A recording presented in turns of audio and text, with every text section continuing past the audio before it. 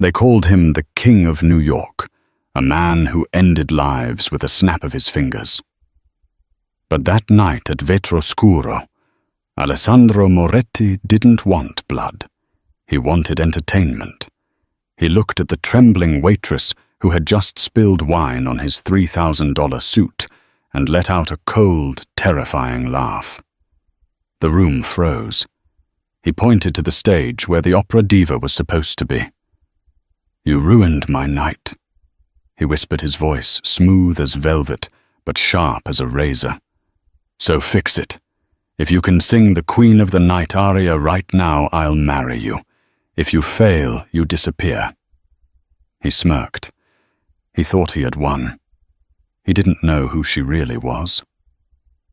The rain in Manhattan was relentless that November night, hammering against the tinted windows of Vetroscuro, the most exclusive supper club in the Tribeca district.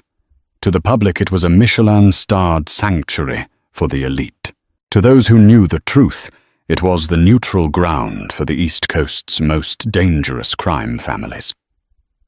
Camilla Russo adjusted the collar of her stiff black uniform, her fingers trembling slightly. She had been working here for 6 months, and the terror never quite faded. She was 24, with tired eyes and hands that were rough from scrubbing floors during her day shift at a diner in Queens. Here she was a ghost, an invisible servant meant to pour wine, clear plates, and never ever make eye contact. "Table 4 needs a refill on the Barolo. Now Russo," the floor manager, a sweaty man named Mr. Henderson, hissed into her ear. "And for God's sake, don't look at them. The Moretti brothers are in a mood." Camilla's stomach turned to ice. The Moretti table. Everyone knew Alessandro Moretti. He wasn't just a mob boss. He was a titan of industry, a man whose legitimate shipping empire was just as vast as his underground network. He was 32, devastatingly handsome, with sharp features and eyes the color of cold steel, and rumor had it he hadn't smiled genuinely since his father was assassinated 5 years ago. Tonight was supposed to be a celebration. The club had hired a famous soprano from Italy, Giulia Vanezzi, to perform for Alessandro's private dinner. But 10 minutes ago, news had broken in the kitchen. Vanezzi was stuck at JFK Airport due to the storm. The atmosphere in the dining room was suffocating. Camilla walked toward table 4, balancing the heavy crystal decanter. The table was surrounded by men in dark suits, but Alessandro sat at the head, looking like a bored king on a throne. He was twirling a silver lighter between his fingers, staring blankly at the empty stage. "Where is she?" Alessandro asked, his voice low. He didn't shout, which made it scarier. "Traffic boss." One of his capos, a bulky man named Rocco, muttered. "The storm." Alessandro stopped twirling the lighter. "I don't care about the storm. I paid for music. I paid for perfection." Camilla reached the table. She knew the drill: pour from the right, disappear to the left. But as she leaned in to fill Alessandro's glass, Rocco slammed his fist on the table in frustration at the news. "Damn it!" The sudden vibration shook the table. Camilla gasped as the heavy decanter slipped from her sweat-slicked grip. Time seemed to slow down. The crystal bottle hit the edge of the table, shattering. A wave of dark red wine exploded outward, drenching the pristine white tablecloth and splashing directly onto the lap of Alessandro Moretti's bespoke charcoal suit. The entire restaurant went silent. The clinking of silverware stopped. The piano player in the corner froze. Camilla stood paralyzed, her face draining of all color. She had just assaulted the most dangerous man in New York with a bottle of wine. Alessandro didn't move. He didn't jump up. He simply looked down at the red stain spreading across his lap, then slowly lifted his eyes to meet hers. His gaze was terrifyingly calm. Camilla's voice was a dry croak. I am so sorry, sir. I'll get a towel. Stop, Alessandro said. She froze. He stood up slowly, towering over her. He reached out and picked up a shard of the broken crystal from the table. He inspected it in the light, then tossed it aside. You know, he said, addressing the room, but keeping his eyes on her. I've had a very disappointing night. My singer is missing. My business deal is stalled. And now a clumsy waitress has ruined a suit that costs more than her life's earnings. Camilla felt tears prick her eyes, but she bit her lip until it bled. She wouldn't cry. Not here. What is your name? He asked. Camilla, she whispered. Camilla. He tasted the name, mocking it. Well, Camilla, my men would usually take you out back and teach you a lesson about respect. But I'm bored. I'm incredibly bored. He stepped closer, invading her personal space. He smelled of expensive cologne tobacco and rain. Let's play a game, Alessandro said, a cruel smirk twisting his lips. He gestured to the empty stage where the microphone stood, waiting for the missing soprano. You ruined the music, so you replace it. Camilla blinked, confused. Sir, sing, Alessandro commanded. Get on that stage. If you can entertain me, if you can sing an aria that doesn't make my ears bleed, you walk out of here with your life. Heck if you're actually good. He laughed, a dark, humorless sound. I'll make you the Queen of New York. I'll marry you right here, tonight. The men at the table chuckled nervously. It was a joke. A cruel, impossible joke. A waitress couldn't sing opera. He was setting her up to be humiliated before he punished her. And if I can't? Camilla asked, her voice trembling. Alessandro's smile vanished. Then you work off the debt of this suit in my private club for the next 10 years. A collective gasp rippled through the room. That was a sentence to slavery. Camilla looked at the stage. Then she looked at Alessandro. He saw fear in her eyes, yes. But deep down, buried under the exhaustion and the cheap uniform, he saw something else. A spark of defiance. She nodded once. Deal. Alessandro sat back down, signaling for a fresh glass. He expected her to run, or to get on stage and belt out some terrible pop song, at which point he would have security drag her out. He was cruel, he knew it. The world had made him cruel. Since his father died, he found amusement only in pushing people to their breaking points. Camilla walked to the stage. Her legs felt like lead.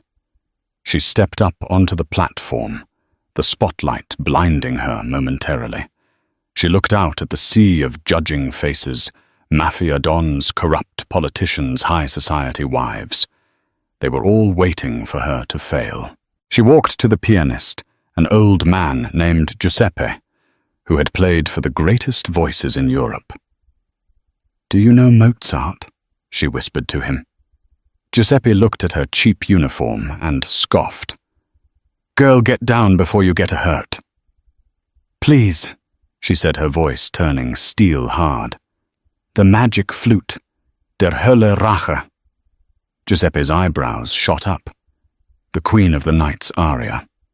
It was one of the most difficult pieces of vocal music ever written, requiring a coloratura soprano with a range that defied logic. It was suicide for an amateur. If you insist, the old man muttered, shaking his head. Camilla stepped to the microphone. She closed her eyes. Don't think about the gangsters, she told herself. Think about Mum. Think about the Juilliard rejection letter because you couldn't afford the tuition.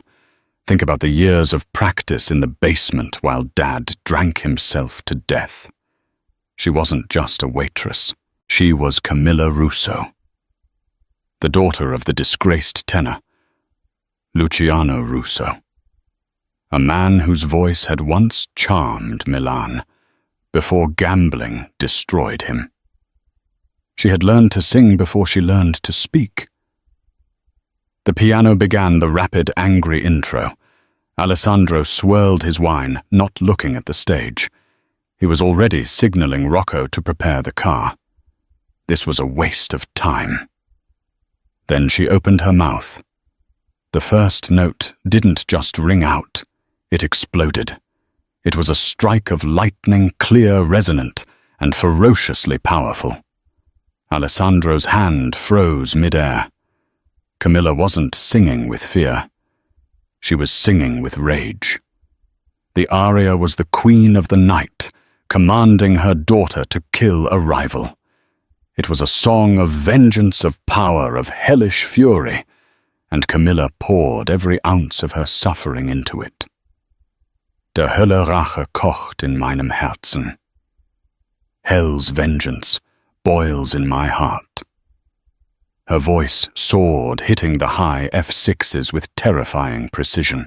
The staccato notes, the famous impossible run of high pitches, were executed not just perfectly, but with a menacing speed that made the hair on the back of Alessandro's neck stand up. The room didn't just go silent, it ceased to breathe. The fork dropped from Rocco's hand, clattering onto his plate. Alessandro slowly turned his head toward the stage. The trembling girl was gone. In her place was a Valkyrie in a waitress uniform. Her eyes were squeezed shut, her hands clenched into fists at her sides, her chest heaving as she navigated the treacherous vocal acrobatics. She wasn't looking for approval. She was declaring war on the world that had underestimated her. As she hit the final high-resolving note, she held it. She held it longer than seemed humanly possible, the sound filling every corner of the club, vibrating the crystals in the chandeliers. When she finally cut the note off, the silence that followed was heavy, almost painful. Camilla opened her eyes, breathing hard, sweat trickling down her temple. She looked straight at Alessandro. For 10 seconds, no one moved. Then Alessandro Moretti stood up. He didn't smirk. He didn't laugh. He looked stunned. It was the first time in 5 years anyone had seen him look genuinely surprised. He began to clap. Slowly at first. Clap. Clap. Clap. Then the rest of the room followed the applause, swelling into a roar. Men were standing up. The old pianist Giuseppe was looking at her with tears in his eyes. Camilla stood frozen, the adrenaline crashing. She had done it. Alessandro walked toward the stage. The crowd parted for him like the Red Sea. He stopped at the edge of the platform and looked up at her. The arrogance was gone from his eyes, replaced by an intense, predatory curiosity. "You didn't tell me," Alessandro said, his voice carrying over the dying applause. "Tell you what?" Camilla asked, her voice shaking again, now that the music was over. "That you are a weapon," he said softly. He reached into his pocket and pulled out a ring. A heavy family signet ring. Not a wedding band, but something far more significant in his world. It was the ring of his protection. He placed it on the stage floor, right in front of her shoes. "I am a man of my word, Camilla," he announced, turning to face his stunned associates. "I said if she could sing, I'd marry her." "Boss, surely you're joking," Rocco stammered from the table. "She's a waitress." Alessandro's eyes darkened. "She is no waitress. Not anymore." He turned back to Camilla and extended his hand. "Come down, Tesoro. The night is young and we have a wedding to plan." Camilla stared at his hand. She knew she should run. This man was dangerous. Marrying him was insane. But looking at the ring, and then at the manager, Mr. Henderson, who was cowering in the corner, she realized something. If she took his hand, she would never have to scrub a floor again. If she took his hand, she entered the fire. She looked at Alessandro Moretti, the wolf of New York. "I don't want to marry you," she said, her voice clear.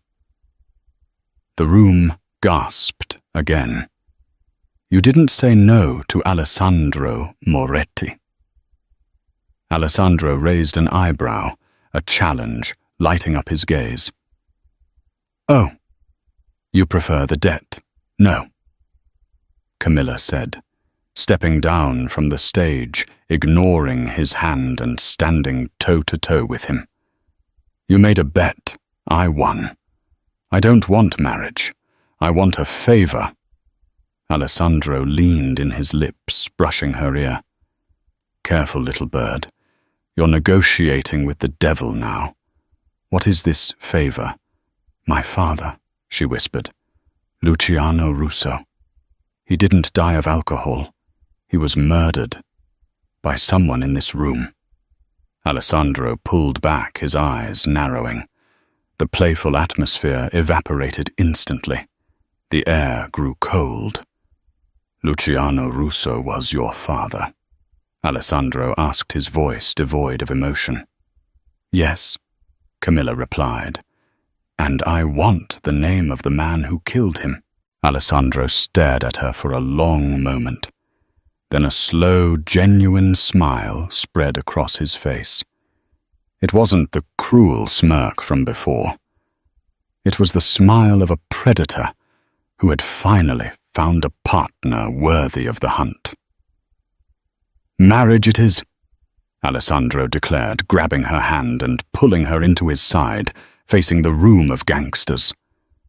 "Because the man who killed your father is the man trying to kill me."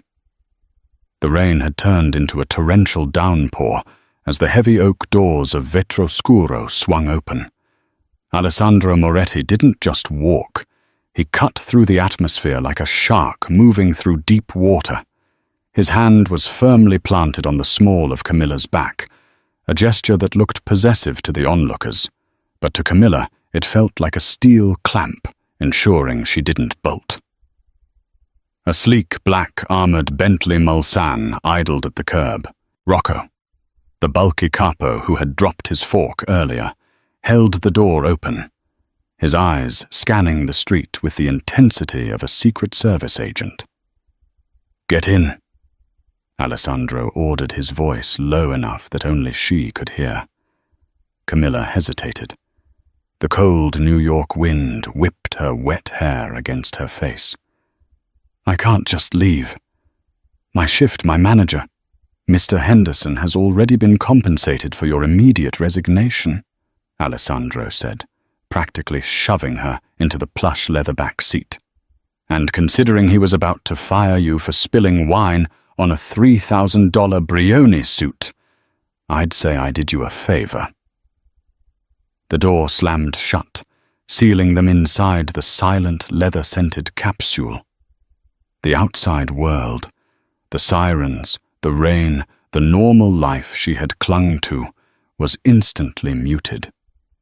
As the car pulled away, merging into the chaotic traffic of West Broadway, Camilla pressed herself against the door, putting as much distance between her and the crime lord as possible.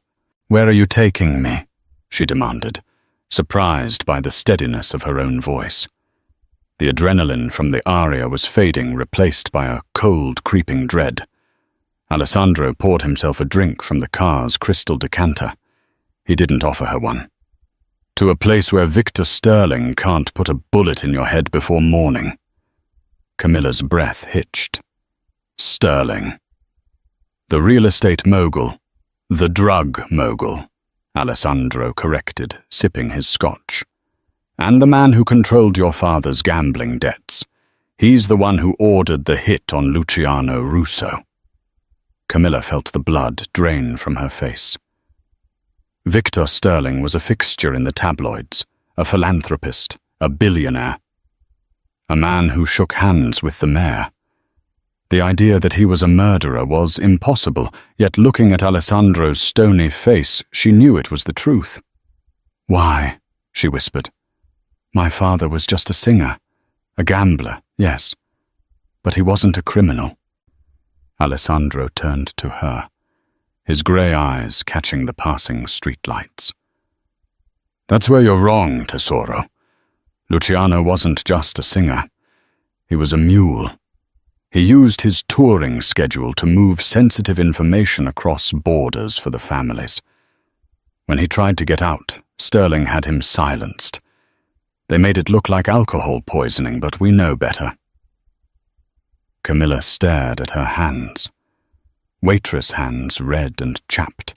Her entire life she had believed her father was weak, a drunk who abandoned her to addiction. Now this stranger was rewriting her history in the back of a Bentley. "And you?" Camilla asked, her eyes narrowing. "Are you the hero in this story?" Alessandro let out a dry, sharp laugh. "There are no heroes in New York, Camilla. Only survivors. I didn't kill your father, but I didn't save him either. However, Sterling is making a move on my territory. He thinks the Moretti family is weak because I focus on legal shipping. He's wrong." He leaned forward, closing the distance between them. The air in the car suddenly felt thin. "Sterling was at the club tonight," Alessandro revealed. "He was in the back booth. He saw you sing. He saw the resemblance. By now he knows Luciano Russo had a daughter, and he knows that daughter is a loose end. So I'm bait." Camilla realized a wave of nausea hitting her. "You want to marry me to draw him out?" "No," Alessandro said, his voice dropping to a gravelly whisper. "I want to marry you because a wife is untouchable. Under the old laws, the laws men like Sterling still fear, you cannot touch a Don's wife without declaring total war. If you are just a waitress, you disappear tomorrow. If you are Mrs. Moretti, you are a queen on a chessboard." The car slowed down, turning into the underground garage of a massive glass skyscraper overlooking Central Park, the Moretti Tower. "You have a choice," Alessandro said, as the car came to a halt. "You can open that door, walk out, and take your chances with Sterling's hitmen. Or you can come upstairs, sign a piece of paper, and help me destroy the man who took your father from you." Camilla looked out the window. The concrete walls of the garage felt like a prison, but out there in the rain, she was prey. She looked back at Alessandro. "If I do this, if I play your wife, I have conditions." Alessandro raised an eyebrow, intrigued. "I'm listening." "I'm not a prop," she said fiercely. "I want access to the files. I want to know everything my father did. And when Sterling is dead, I want a ticket to Milan and enough money to study at the conservatory. I want my life back." Alessandro stared at her. He had expected tears, begging, or greed. He hadn't expected a business negotiation. He extended his hand. "Deal." She didn't shake it. "One more thing.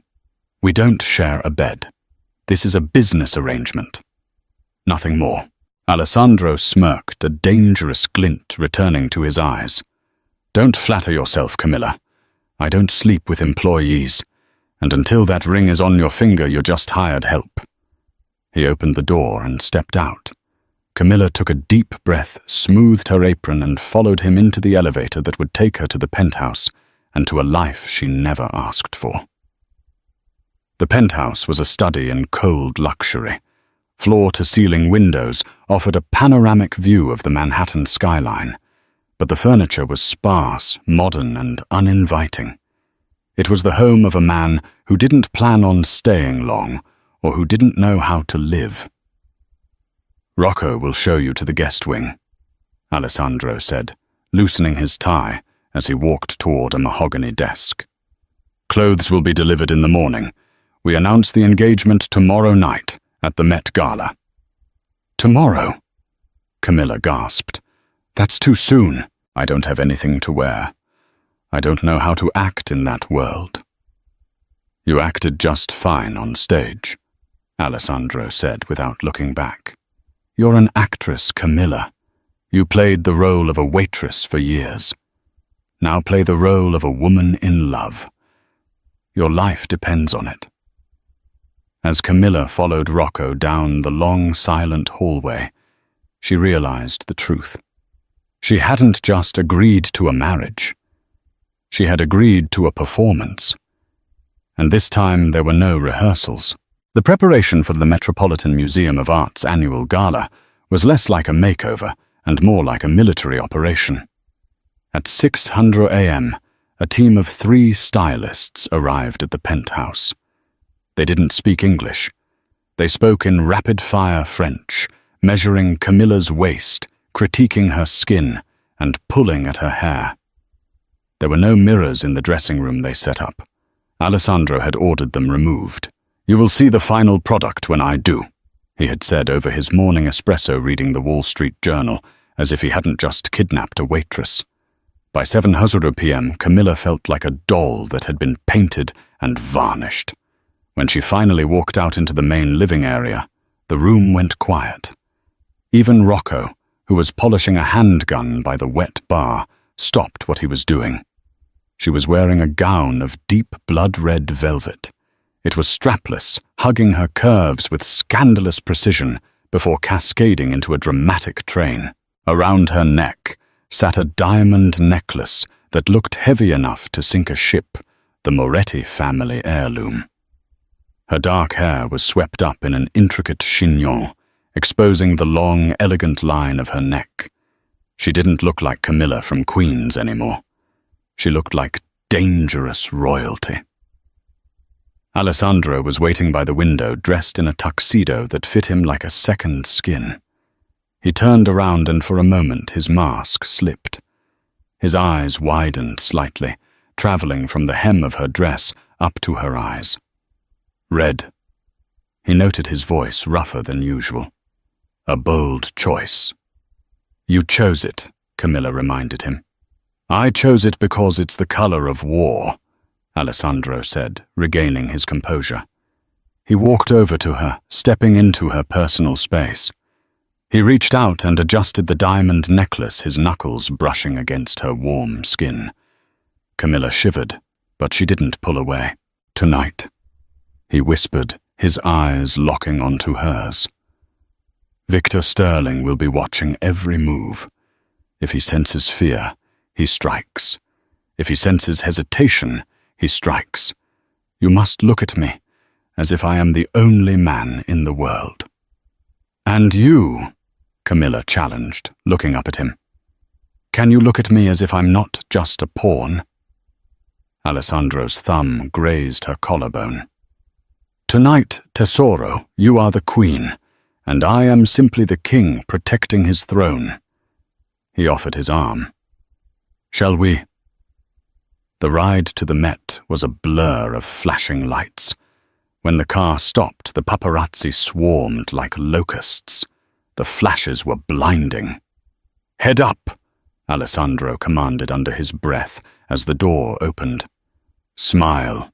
You won the lottery." Camilla stepped out onto the red carpet. The noise was deafening. "Mr. Moretti, over here. Who is the girl? Is it true about the merger?" Alessandro wrapped his arm around her waist, pulling her flush against him.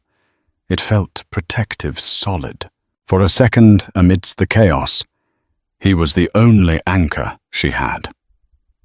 They moved through the gauntlet, Alessandro guiding her with a subtle, powerful grace. Inside the great hall of the museum was transformed.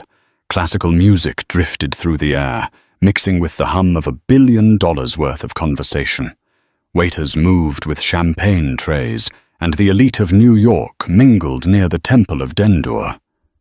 "Keep your hand on my arm," Alessandro murmured. "Don't accept drinks from anyone but the bar, and don't go to the bathroom alone." "Romantic," Camilla quipped, forcing a smile for a passing senator. Practical, he countered. They circulated the room. Alessandro introduced her simply as Camilla, my fiancée. He didn't invent a backstory. The mystery made them more intrigued. She felt the eyes of women boring into her back, assessing her dress, her jewels, trying to figure out where she came from. Then the atmosphere shifted. The air grew colder. A man approached them near the Egyptian exhibit. He was older, perhaps in his late 50s, with silver hair and a smile that didn't reach his reptilian eyes. He was dressed impeccably, but there was a violence in the way he moved. "Alessandro," the man said, his voice like grinding stones. "I didn't expect to see you. I heard you had a messy night at Waitress. Alessandro's grip on Camilla's waist tightened imperceptibly. "Victor, it's been a while, and actually the night turned out quite beautifully." Alessandro gestured to Camilla. "I believe you haven't met my fiancé. Camilla, this is Victor Sterling." Camilla felt her heart slam against her ribs. This was him, the man who killed her father. She looked into his cold blue eyes and saw a flicker of recognition. "Fiancé." Victor raised an eyebrow, taking Camilla's hand to kiss it. His lips were dry and cold. "Charmed. You look remarkably familiar, my dear." "Have we met?" "I don't think so," Camilla said, pulling her hand back a fraction too quickly. "I'm new to the city." "New to the city," Victor mused, his gaze dropping to the necklace. "But with a voice that carries, I hear. Rumor has it a mystery soprano brought the house down in Tribeca last night." He leaned in closer. "You have the look of the Russos. The eyes." Camilla froze. "Victor," Alessandro interjected, his voice sharp as a blade. "The music is starting, if you'll excuse us." "Of course," Victor smiled, stepping back. "But be careful, Alessandro. Pretty things are so fragile. It would be a shame if she broke." Alessandro didn't respond. He swept Camilla onto the dance floor. The orchestra began a waltz. "He knows," Camilla whispered, her legs trembling as Alessandro pulled her into the dance. "He knows who I am." "He suspects," Alessandro corrected, spinning her around so her back was to Victor. "But he can't touch you here. Not in front of 500 witnesses." "He threatened me," she hissed. "He threatened us," Alessandro said. He looked down at her. "Listen to me, Camilla. Sterling is trying to rattle you. Don't let him. Look at me." She looked up. His face was intense, focused solely on her. For a moment, the room faded away. They moved in perfect synchronization. He was a surprisingly good dancer, strong laid fluid movements. "My father," Camilla said softly. "Did he owe Sterling money?" "Millions," Alessandro answered honestly, spinning her again. "But Sterling didn't kill him for the money. He killed him because Luciano found out about a shipment of human cargo. Girls. Sterling isn't just drugs, Camilla. He's a trafficker." Camilla missed a step. Alessandro caught her instantly, holding her up so she didn't fall. "My father tried to stop it," she asked, hope blooming in her chest. "He tried to go to the police," Alessandro said. "That's why he died." Tears welled in her eyes. Her father wasn't a villain. He was a martyr. "Why didn't you tell me?" "Because you needed to hate the world to survive tonight," Alessandro said. "Anger is a better shield than grief." The music swelled to a crescendo. Alessandro dipped her low, her red dress fanning out across the floor. It was a picture-perfect moment. The cameras flashed from the balcony. As he pulled her back up, their faces were inches apart. The chemistry was undeniable, fueled by danger and adrenaline. For a second, Camilla forgot it was an act. She looked at his lips, wondering. "Boss," a voice crackled in Alessandro's earpiece. It was Rocco. Alessandro stiffened. He stopped dancing abruptly. "What is it?" Camilla asked, sensing the change. "We have to go," Alessandro said, his voice ice cold. "Now." "Why? What's happening?" Alessandro grabbed her hand, dragging her toward the exit, ignoring the confused looks of the other guests. "Rocco found a device on the car," Alessandro whispered as they pushed through the heavy doors into the cool night air. "And the brakes on the backup SUV have been cut." They were on the sidewalk now. The valet was nowhere to be seen. The street was strangely empty of taxis. "Sterling moves fast," Alessandro muttered, reaching inside his tuxedo jacket and unholstering a sleek black pistol. Camilla gasped. "Here, at the Met. It's the perfect distraction," Alessandro said, scanning the rooftops. Suddenly, a motorcycle engine roared to life down the block. Then another, and another. 3 bikes riders clad in black sped toward them, weaving through the parked limousines. "Get down," Alessandro roared. He shoved Camilla behind a concrete pillar just as the first gunshot rang out, shattering the glass display case behind them. The opera was over. The war had begun. The chaos outside the Met was absolute. The pop of gunfire was distinct, cutting through the screams of the scattering socialites. Alessandro moved with terrifying efficiency. He didn't panic. He calculated. He shoved Camilla behind the thick concrete pillar, shielding her body with his own, as bullets chipped away the stone inches from his head. "Stay down," he barked, firing 2 controlled shots into the darkness. One of the motorcycle riders skidded the bike, crashing into a parked limousine in a shower of sparks. "Alessandro!" Camilla screamed as she saw a bloom of red expand on the white sleeve of his tuxedo shirt. "It's a graze," he gritted out, reloading with a fluid motion. "Rocco! Now!" A heavy black SUV screeched around the corner, mounting the curb and scattering a row of paparazzi. The back door flew open before the car even stopped. Rocco was inside, wielding a submachine gun providing cover fire. Alessandro grabbed Camilla by the waist and practically threw her into the back seat, diving in after her. Go! He roared. The SUV peeled away tires, smoking just as the remaining motorcyclists opened fire on the rear window. The bulletproof glass spiderwebbed but held. Inside, the silence was sudden and heavy, broken only by the roar of the engine and Camilla's frantic breathing. She looked at Alessandro. He was leaning back against the leather seat, his face pale, sweat beading on his forehead. His left arm was soaked in blood. "You're shot," she whispered, her hands hovering over the wound. "I've had worse," Alessandro muttered, closing his eyes. "Rocco, take us to the safe house in Montauk. The penthouse is compromised." "Boss, you need a doctor," Rocco argued from the front seat, his eyes glued to the rearview mirror. "No hospitals," Alessandro snapped. "Sterling will have eyes there. Just drive." The drive to Montauk took 2 hours. They left the city behind, driving into the pitch-black darkness of the Long Island coast.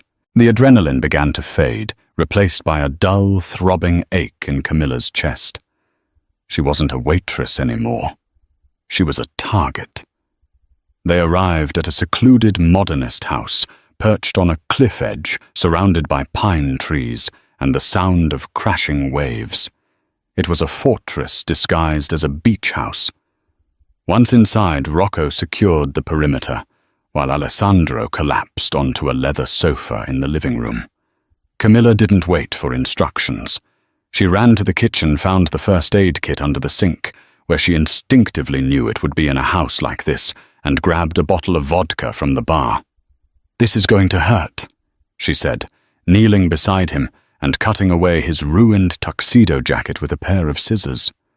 Alessandro watched her through half-lidded eyes. "You have steady hands.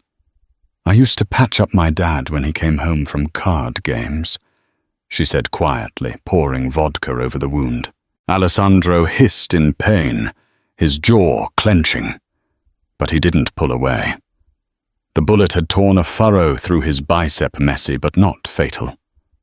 As Camilla worked, stitching the skin with the precision of a seamstress, the dynamic between them shifted. The power imbalance dissolved. Here, with blood on her hands and fear in her heart, she was his equal. "Why didn't you leave me?" Alessandro asked softly, watching her face. "In the confusion you could have run." Camilla tied off the bandage and looked up at him. Her eyes were dark pools of intensity. "Because Sterling killed my father, and if I run, he wins. I don't want to survive, Alessandro. I want to win." Alessandro reached out with his good hand, cupping her cheek. His thumb traced the line of her jaw. The air in the room grew thick, charged with the electricity of near death. "You are dangerous, Camilla," he murmured. "I think I might be falling for you."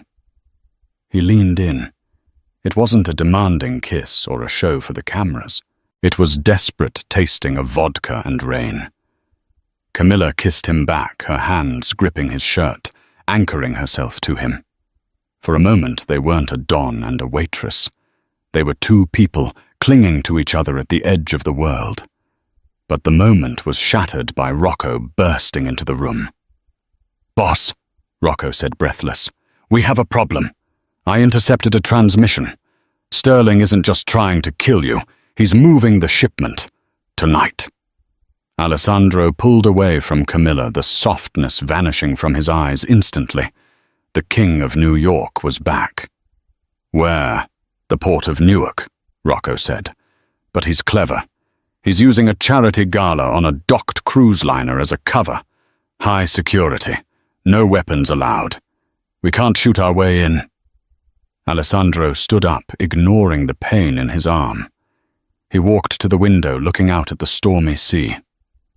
"If we can't shoot our way in, we have to be invited." He turned to Camilla. A dark plan formed in his eyes. "How well do you know Puccini?" he asked. The SS Titan was a floating palace docked at the private pier in Newark. It was supposedly hosting the Oceanic Charity Ball, organized by one of Victor Sterling's shell companies. The guest list was impenetrable. Senators, judges, and foreign dignitaries were walking up the gangway. Alessandro and Camilla sat in a darkened van a mile away. "This is insanity," Rocco muttered from the driver's seat. "Sending her in alone."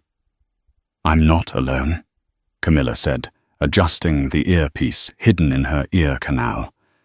She smoothed the skirt of her silver gown, a dress that shimmered like moonlight. "I have the best backup in the city. The plan is simple," Alessandro said, checking the Glock strapped to his ankle. He looked at Camilla with an intensity that made her shiver. "You are the entertainment. We forged the booking agent's credentials. You go in, you sing. You keep Sterling's eyes on you. While the crowd is mesmerized, I slip into the lower decks. The records are in the server room on Deck C," Camilla recited. "I need to give you 15 minutes. If anything goes wrong," Alessandro said, gripping her shoulders, "if Sterling touches you, you say the code word, curtain, and I burn the ship down to get you out." "I'll be fine," she lied. Camilla exited the van and walked toward the security checkpoint.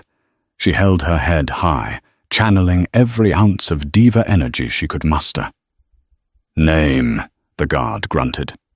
"Giulia Vanezzi," she said, using the name of the famous soprano she had replaced nights ago. "I'm the surprise performer." The guard checked his list. The hacker Alessandro employed had done his job. "You're late, Ms. Venezzi. Mr. Sterling is waiting." Camilla was escorted backstage. The ballroom was massive, filled with chandeliers and people who had no idea they were standing on top of a human trafficking operation. She peeked through the curtain. Victor Sterling was front and center, holding a champagne flute, laughing with the police commissioner. The sight of him made her blood boil. "Ladies and gentlemen," the announcer boomed. "A special surprise. The voice of an angel, please welcome Giulia Venezzi." Camilla stepped out. The spotlight hit her. She froze for a millisecond. Then she saw Sterling. He wasn't looking at the stage with polite interest. He was looking with suspicion. He knew. She couldn't falter. She nodded to the conductor and began. She sang "O mio babbino caro." It was a sweet, pleading song about a daughter begging her father. She sang it directly to Sterling. Her voice floated through the hall, pure and haunting. The crowd was spellbound. While she sang, she tapped her ear twice. Signal sent. Below deck, Alessandro moved like a shadow. He incapacitated 2 guards with silent, brutal efficiency, dragging them into a supply closet. He reached the server room. It was locked with a biometric scanner. "Damn it!" he hissed. He pulled a device from his pocket, a decoder. He attached it to the panel. 10%. 20%. Upstairs. Camilla finished the first song. The applause was polite. Sterling stood up.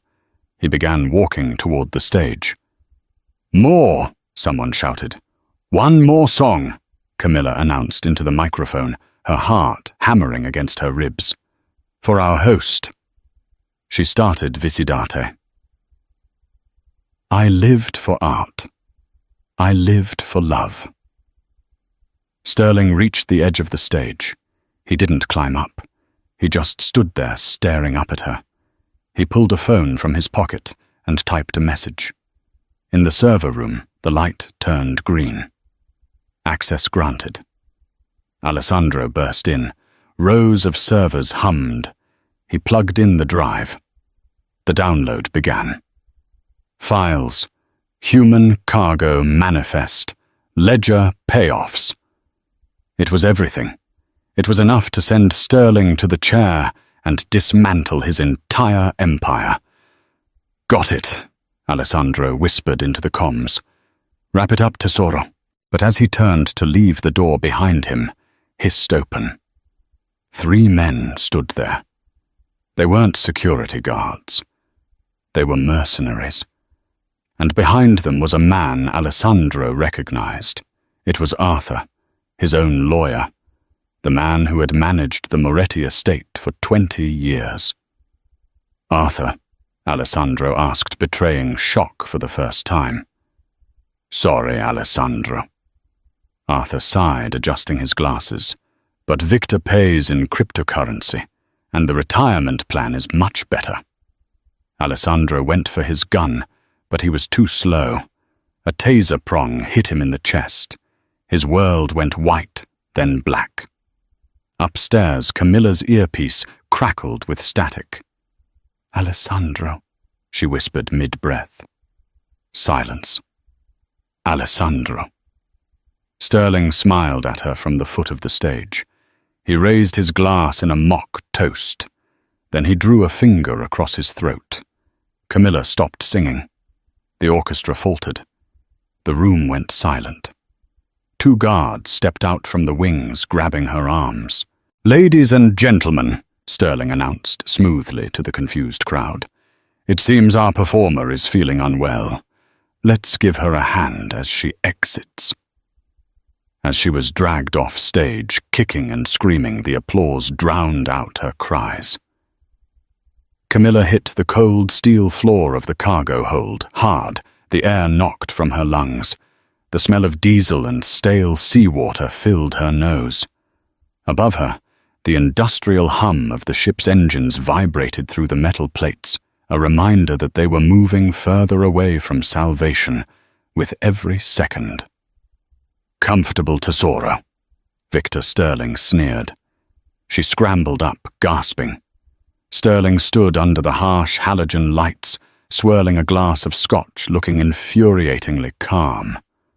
Behind him, Arthur Alessandro's trusted lawyer for 20 years avoided her gaze, tapping away at a tablet console. "You traitor," Alessandro growled. Camilla spun around. Alessandro was bound to a heavy steel chair in the center of the room. His face was bruised blood, dripping from a cut on his forehead, but his eyes were blazing with a terrifying, cold fury. "It's just business, Alessandro," Arthur muttered, sweating. "Victor offered me a retirement. You offered me hard work." "Enough," Sterling interrupted. He walked to a massive red shipping container in the shadows and threw the latch open. Camilla stifled a sob. Inside, huddled in the dark, were dozens of terrified young women. "This is the cargo," Sterling said coldly. "Tonight they go to the highest bidders in Eastern Europe, and you two." He pulled a gold-plated pistol from his jacket. "You are just loose ends." He pressed the muzzle of the gun against Alessandro's temple. "But I'm a man of culture." Sterling smiled cruelly. "I feel cheated. I promised my guests a show. So Camilla, sing a requiem for your lover. If you bore me, I pull the trigger. If you stop, I pull the trigger." Alessandro's eyes locked onto hers. "Don't give up," they said. Camilla's mind raced. She scanned the room. Metal walls, echoing acoustics. And there, right next to Arthur, was a stack of industrial concert speakers used for ship announcements. The wireless receiver light was blinking green. She didn't have a weapon, but she had her voice. "Okay," she whispered, feigning defeat. "I'll sing. Just let me have the microphone." Sterling nodded to Arthur, who handed her the wireless mic. Camilla gripped it tight. She walked to the center of the room, positioning herself so the speakers were directly behind the villains. She looked at Alessandro. "Be ready." She rolled the volume dial on the microphone pack to the absolute maximum. She didn't sing a melody. She drew a massive breath and unleashed a scream, a high-pitched operatic shriek aimed right at the system's resonant frequency. "Screech!" The feedback loop was instantaneous and devastating.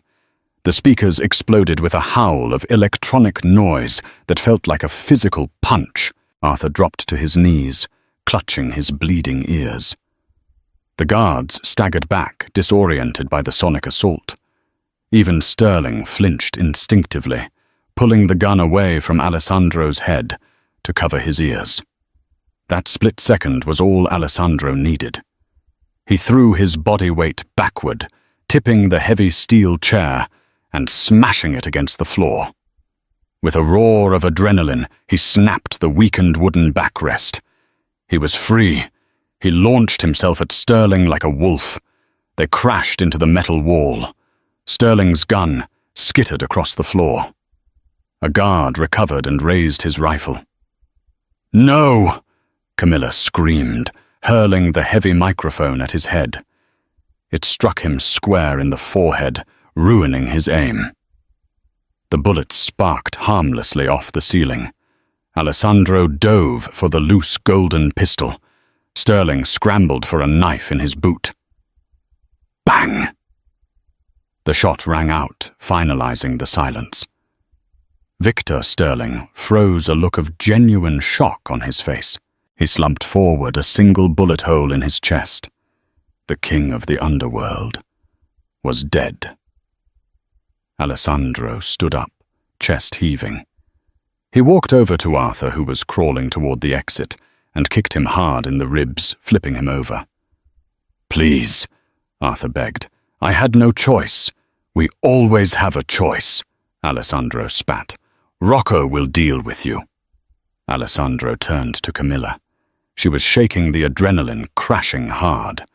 He crossed the room in 2 strides and pulled her into a crushing embrace, burying his face in her hair. "You crazy, brilliant woman," he breathed.